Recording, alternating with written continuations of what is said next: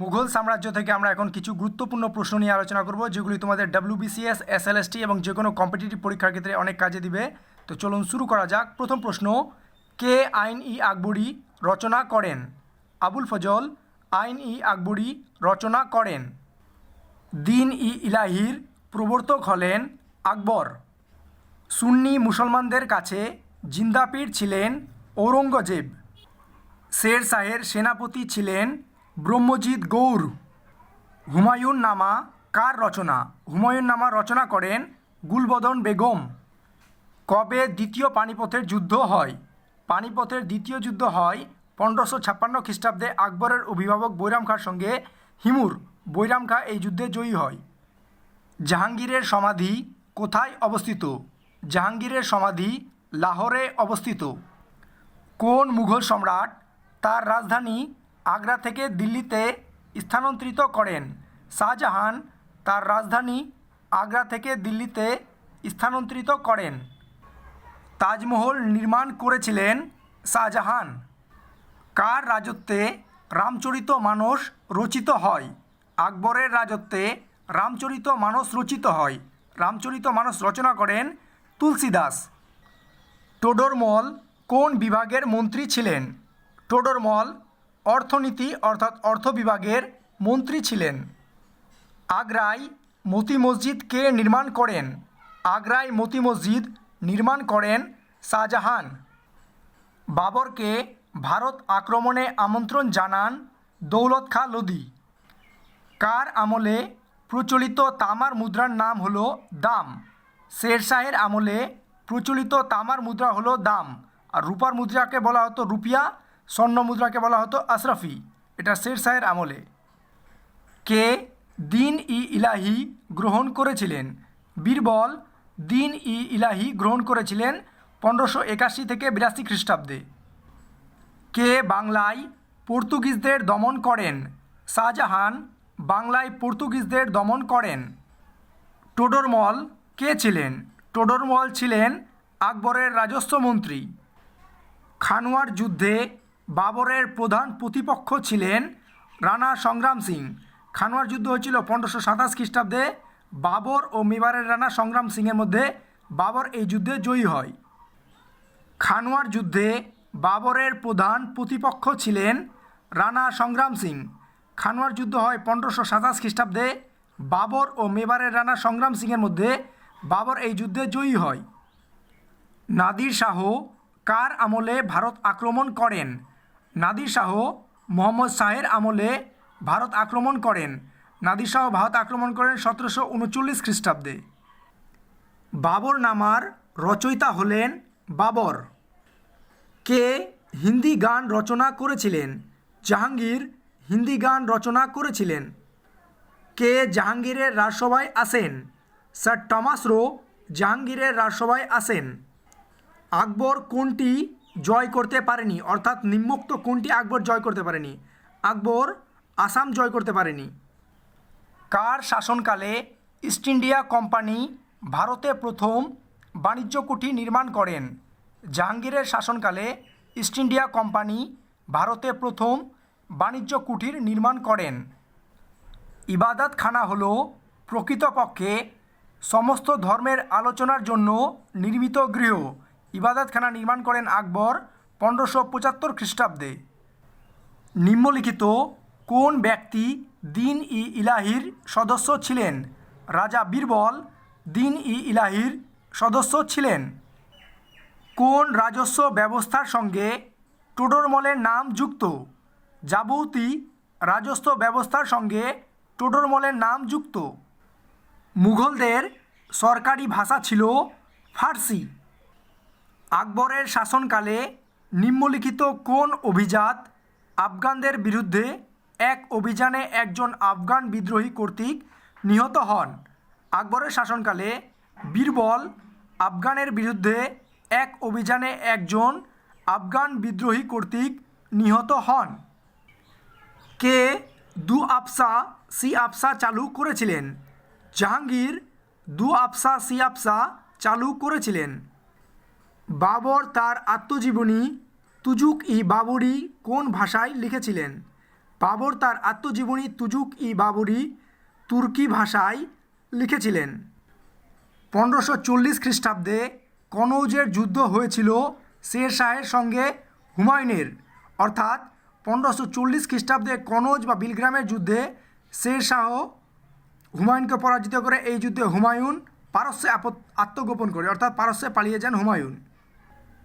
1540 খ্রিস্টাব্দে কনৌজের যুদ্ধ হয়েছিল শের শাহের সঙ্গে হুমায়ুনের, অর্থাৎ 1540 খ্রিস্টাব্দে কনৌজ বা বিলগ্রামের যুদ্ধে শের শাহ হুমায়ুনকে পরাজিত করে। এই যুদ্ধে হুমায়ুন পারস্যে আত্মগোপন করে। 1526 খ্রিস্টাব্দে পানিপথের প্রথম যুদ্ধ হয়েছিল লোদি বংশরাজের সঙ্গে বাবরের, অর্থাৎ পানিপথের প্রথম যুদ্ধ হয়েছিল 1526 খ্রিস্টাব্দে বাবর ও ইব্রাহিম লোদির মধ্যে। বাবর এই যুদ্ধে জয়ী হয়। কত খ্রিস্টাব্দে এবং কে হুগলি থেকে পর্তুগিজদের বিতাড়িত করেছিলেন? 1631 খ্রিস্টাব্দে কাসিম খান হুগলি থেকে পর্তুগিজদের বিতাড়িত করেছিল। নিম্নলিখিত কোন মুঘল সম্রাট অনেকগুলি হিন্দি সঙ্গীত সংকলন করেছিলেন? জাহাঙ্গীর অনেকগুলি হিন্দি সঙ্গীত সংকলন করেছিলেন। হামজানামার বিষয় হল চিত্র। একমাত্র কোন জায়গিরটি হস্তান্তরিত করা যেত না? ওয়াতন জায়গিরটি হস্তান্তরিত করা যেত না। কোন মুঘল বাদশাহর আমলে ভারতে তামাক ব্যবহার প্রচলন হয়? আকবরের আমলে ভারতে তামাক ব্যবহারের প্রচলন হয়। মুঘল যুগে নির্মিত কোন মসজিদটি পেয়ারেল মস্ক নামে পরিচিত? মুঘল যুগে নির্মিত আগ্রার মতি মসজিদ পেয়ারেল মস্ক নামে পরিচিত। জাহাঙ্গীর নিম্নলিখিত কোন ইংরেজকে খান উপাধি দিয়েছিলেন? জাহাঙ্গীর উইলিয়াম হকিংসকে খান উপাধি দিয়েছিলেন। নিম্নলিখিত কোন রাজস্ব ব্যবস্থা বন্দোবস্ত ব্যবস্থা নামে পরিচিত? যাবতী ব্যবস্থা বন্দোবস্ত ব্যবস্থা নামে পরিচিত, অর্থাৎ আকবর প্রচলিত যাবতী ব্যবস্থা, যেটা তার রাজস্বমন্ত্রী টোডরমল নির্মাণ করেন, তা যাবতী বন্দোবস্ত ব্যবস্থা নামে পরিচিত। কোন মুঘল বাদশাহ সতী প্রথা নিষিদ্ধ করেন যতক্ষণ না বিধবা নিজে ইচ্ছুক হন? আকবর সতী প্রথা নিষিদ্ধ করেন যতক্ষণ না বিধবা নিজে ইচ্ছুক হন, অর্থাৎ যতক্ষণ না বিধবা নিজে রাজি হন ততক্ষণ সতীদাহ প্রথা নিষিদ্ধ করেন। মুঘল শাসকদের মধ্যে অর্ধেক রাজপুত ছিলেন জাহাঙ্গীর ও শাহজাহান।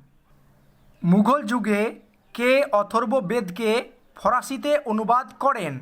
মুঘল যুগে হাজি ইব্রাহিম সারহিন্দি অথর্ববেদকে ফরাসিতে অনুবাদ করেন। শাহজাহানের শাসনকালে সিয়াহি কলম নামে নতুন চিত্রশৈলীর উদ্ভব হয়েছিল। অরঙ্গজেবের মীর জুমলা সেনাপতি পূর্ব ভারতের অহোম রাজ্য জয় করেন। মীর জুমলা। আবুল ফজলের রচনায় অবর্ণিত মুঘল চিত্রশিল্পী হল মনসুর। কোন মুঘল সম্রাট সিঁড়ি থেকে আকস্মিকভাবে পতনের ফলে মারা যান? হুমায়ুন সিঁড়ি থেকে পড়ে গিয়ে মারা যান। ভারতে সুর রাজবংশের প্রতিষ্ঠা করেন শের খান বা শেরশাহ। শেরশাহ সুর রাজবংশের প্রতিষ্ঠা করেন। কোন মুঘল সম্রাটের স্ত্রী ছিলেন মমতাজ? শাহজাহানের স্ত্রী ছিলেন মমতাজ বা অর্জুমন্দ বানু বেগম। নিম্নলিখিত সম্রাটদের মধ্যে কে নিরক্ষর ছিলেন? আকবর নিরক্ষর ছিলেন, অর্থাৎ আকবর পড়ালেখা জানতেন না। নিম্নলিখিত কে পাদশাহনামা লেখেন? পাদশাহনামা লেখেন আব্দুল হামিদ লাহেরি। আকবরের রাজসভার কোন হস্তলিপি শিল্পীকে জারিন কলম বা স্বর্ণকলম উপাধি দেওয়া হয়? আকবরের রাজসভার মোহাম্মদ হুসেনকে জারিন কলম বা স্বর্ণকলম উপাধি দেওয়া হয়। প্রয়াগ শহরকে, অর্থাৎ প্রয়াগ শহরকে এলাহাবাদ বা আল্লাহর শহর নাম দিয়েছিলেন আকবর। কোন মুঘল যুবরাজ ভগবদ্গীতার ফরাসি অনুবাদ করেন? দারাশিকো ভগবদ্গীতার ফরাসি অনুবাদ করেন। কার রাজত্বকালে যাবতী ভূমি ব্যবস্থার প্রচলন হয়? আকবরের রাজত্বকালে যাবতী ভূমি ব্যবস্থার প্রচলন হয়। বীরবলকে আফগান বিদ্রোহের দমনের উদ্দেশ্যে সংগঠিত মুঘল সামরিক অভিযানের সময় আফগান বিদ্রোহীরা হত্যা করেন, অর্থাৎ আফগান বিদ্রোহীরা হত্যা করেন বীরবলকে। নিম্নলিখিত কোন রাজপুতরা প্রথম স্বেচ্ছায় আকবরের বশ্যতা স্বীকার করেন? স্বেচ্ছায় আকবরের বশ্যতা স্বীকার করেন কচ্ছ রাজ্য, অর্থাৎ কচ্ছর রাজারা। কোন মুঘল স্থাপত্যের একটি অনন্য বৈশিষ্ট্য হল তার দৈর্ঘ্য ও প্রস্থ সমান? তাজমহলের একটি অনন্য বৈশিষ্ট্য হল তার দৈর্ঘ্য ও প্রস্থ সমান। আকবর ও অরঙ্গজেবের অধীনে কতগুলি মুঘল প্রদেশ ছিল? আকবরের সময় ছিল প্রথমে 12টা, তারপর 3টা বৃদ্ধি করা হয়, তো আকবরের সময় হয় 15টা, অরঙ্গজেবের সময় 21টা, জাহাঙ্গীরের সময় ছিল 17টা, শাহজাহানের সময় ছিল 22টা। কোন মুঘল সম্রাট প্রথমবার নিজের সাম্রাজ্যকে প্রদেশে বিভক্ত করেন? আকবর প্রথমবার নিজের সাম্রাজ্যকে প্রদেশে বিভক্ত করেন। যখন প্রথমবার বিভক্ত করেন তখন ছিল 12টা, পরে 3টা বৃদ্ধি করা হয়, তখন মোট হয় 15টা। কোন মুঘল শাসক রামমোহন রায়কে রাজা উপাধি দেন? দ্বিতীয় আকবর রামমোহন রায়কে রাজা উপাধি দেন। রাজকীয় প্রথা ঝরোখা দর্শন চালু করেন মুঘল সম্রাট আকবর। একটি বিশেষ ধরনের চিত্রশিল্পের উৎকর্ষতা বৃদ্ধি পায় জাহাঙ্গীরের শাসনকালে, সেটি হলো অনুচিত্র। বাবরের জীবনী তুজুক ই বাবরি তুর্কি ভাষায় রচিত।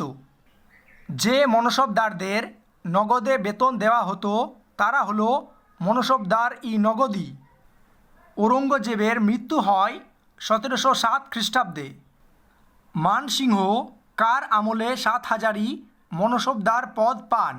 মানসিংহ আকবরের আমলে 7 হাজারি মনসবদার পদ পান। নাদির শাহ ভারত আক্রমণ করেন 1739 খ্রিস্টাব্দে। ওই সময় মুঘল শাসক ছিলেন মোহাম্মদ শাহ। কার রাজত্বকালকে হিন্দি কবিতার সুবর্ণ যুগ বলা হয়?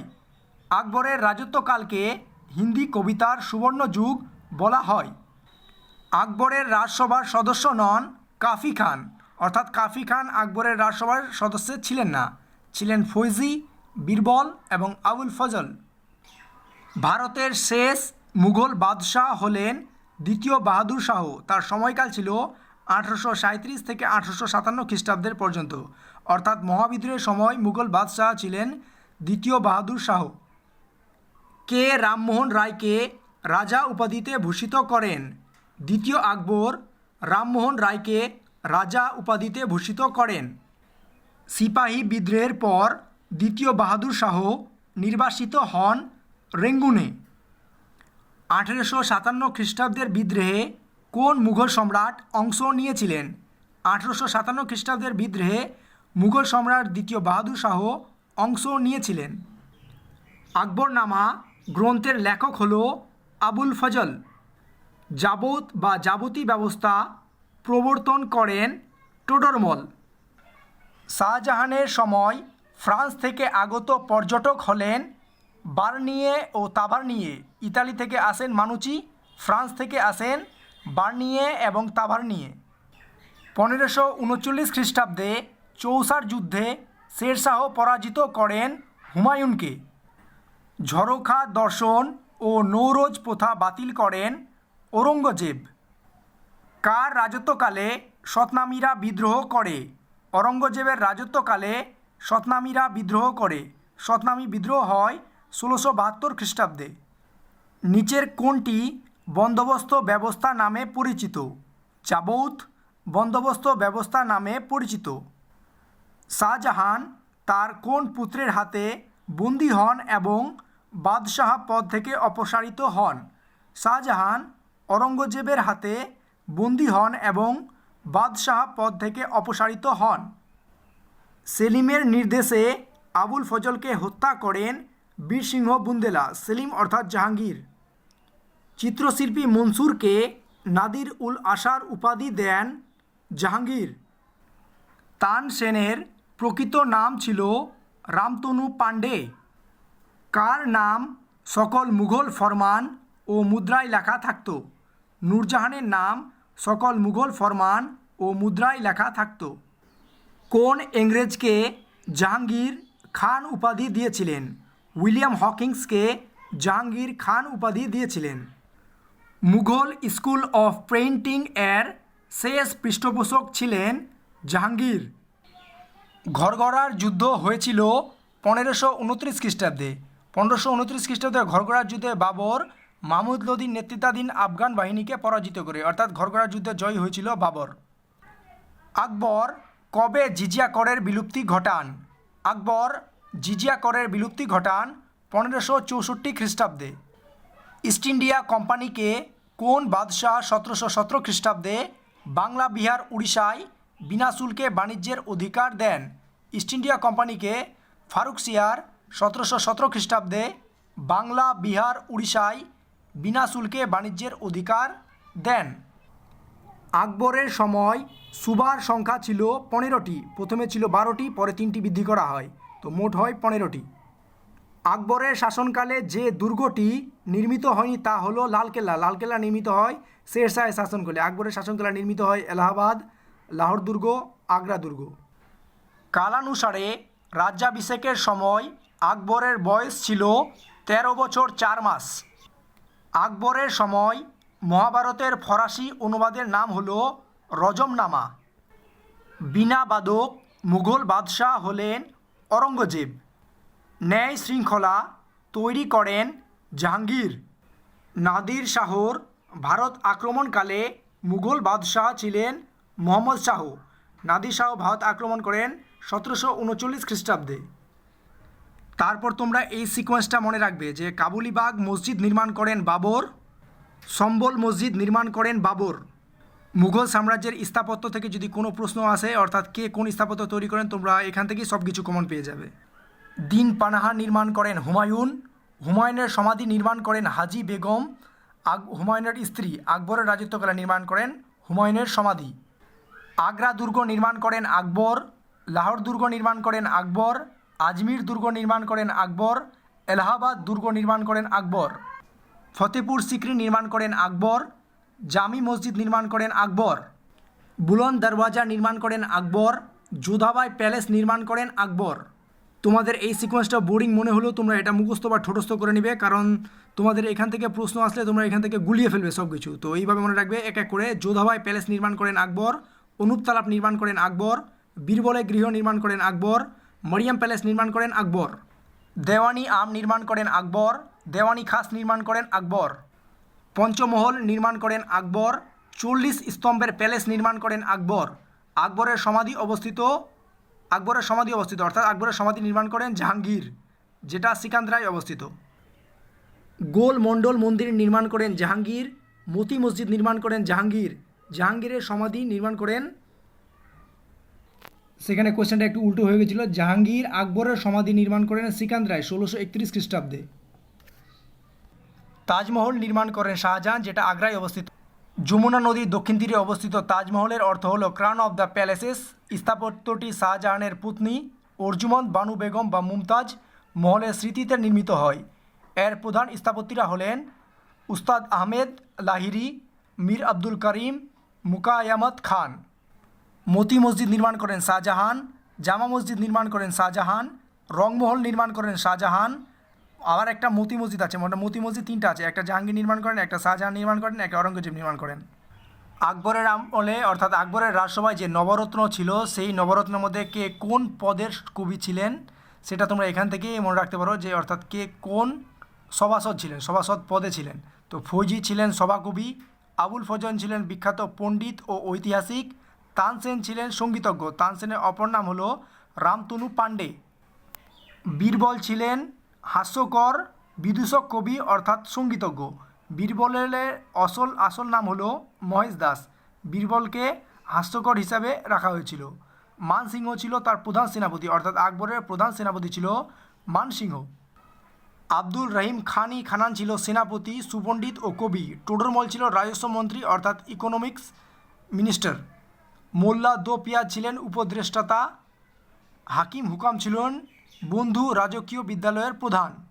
তো তোমরা আকবরের রাজসভার নবরত্নগুলো এইভাবে মনে রাখবে, যে ফৌজি, আবুল ফজল, তানসেন, বীরবল, মানসিংহ, আব্দুল রহিম খানি খানান, টোডরমল, মোল্লা দো পিয়াজে, হাকিম হুকাম।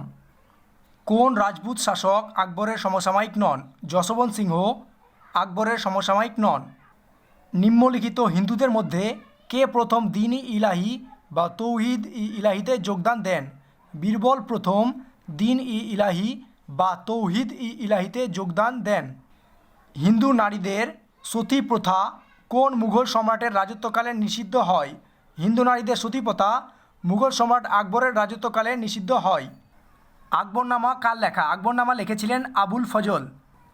নিম্নলিখিত কোন শহরে আকবরের স্থাপত্য কীর্তি নেই? আকবরের স্থাপত্য কীর্তি নেই দিল্লিতে। আগ্রাতে আছে আগ্রা ফোর্ট, ফতেপুর সিক্রি আছে, তারপর লাহোর ফোর্ট আছে, এইগুলি আকবরের স্থাপত্য কীর্তি, কিন্তু দিল্লিতে আকবরের কোনো স্থাপত্য কীর্তি নেই। 1527 খ্রিস্টাব্দে বাবরের সঙ্গে কোন যুদ্ধে রাণা সিংহ পরাজিত হন? 1527 খ্রিস্টাব্দে বাবরের সঙ্গে রাণা সিংহ পরাজিত হন খানোয়ার যুদ্ধে। দিল্লির লালকেল্লা নির্মাণ করেন শাহজাহান। মুঘল সম্রাটদের মধ্যে কে সর্বাধিক কাল রাজত্ব করেন? মুঘল সম্রাটদের মধ্যে আকবর সর্বাধিক কাল রাজত্ব করেন। জাহিরুদ্দিন মোহাম্মদ নামে খ্যাত বাবর, আমি এইসব প্রশ্ন কিন্তু তোমাদের মুঘল এম্পায়ার থেকে করাচ্ছি। এই যত সব প্রশ্ন আমি তোমাদের শো আপ করছি সব কিন্তু মুঘল এম্পায়ার। তো মুঘল এম্পায়ার থেকে কোনো কিছু প্রশ্ন আসলে তোমরা এখান থেকেই সব কিছু কমন পেয়ে যাবে। WBCS বলো, SLST বলো এবং WB কনস্টেবল বলো বা WB পুলিশ SI বলো, যে কোনো পরীক্ষায় তোমরা মুঘল এম্পায়ার থেকে কোনো কোশ্চেন আসলে এখান থেকেই সব কিছু তোমরা কমন পেয়ে যাবে। শাহজাহান কত খ্রিস্টাব্দে মুঘল সিংহাসনে বসেন? শাহজাহান 1627 খ্রিস্টাব্দে মুঘল সিংহাসনে বসেন। জাহাঙ্গীরের আমলে ভারতে আসেন টমাস রো। কে মধ্যযুগে যুদ্ধে কামান ব্যবহার করেন? বাবর মধ্যযুগে যুদ্ধে প্রথম কামান ব্যবহার করেন। বাবরের সাম্রাজ্য প্রতিষ্ঠার সময় ভারতের অন্য পর্তুগিজ শক্তির প্রতিষ্ঠিত ছিল, অর্থাৎ অন্যদিকে পর্তুগিজ বিদেশি শক্তি প্রতিষ্ঠিত হয় বাবরের সময়কালে। কোন জৈন আচার্যকে আকবর সম্মানিত করেন? হিরবিজিয়া সুরিকে আকবর সম্মানিত করেন। 7 জন অগ্রগণ্য উলেমা স্বাক্ষরিত মজেহারকে স্বীকৃতি প্রদান করেন আকবর। কোন রাজপুত শাসক মুঘলদের বিরুদ্ধে আমরণ যুদ্ধ করেন ও আত্মসমর্পণ করেননি? রাওচন্দ্র সেন ও মারওয়ার মুঘলদের বিরুদ্ধে আমরণ যুদ্ধ করেন ও আত্মসমর্পণ করেননি। লন্ডনে ব্রিটিশ ইস্ট ইন্ডিয়া কোম্পানি প্রতিষ্ঠার পর্বে মুঘল সম্রাট ছিলেন আকবর। কোন ইউরোপীয় পর্যটক ঔরঙ্গজেবের শাসনকালে ভারতে আসেন? ঔরঙ্গজেবের শাসনকালে ভারতে আসেন পিটার মান্ডি। মনসরেট আসেন আকবরের শাসনকালে, টমাস রো আসেন জাহাঙ্গীরের শাসনকালে, উইলিয়াম হকিংস আসেন জাহাঙ্গীরের শাসনকালে। আকবর কোন বছর তিনি ইলাহি প্রবর্তন করেন? আকবর 1581 থেকে 82 খ্রিস্টাব্দে দিন ইলাহি প্রবর্তন করেন।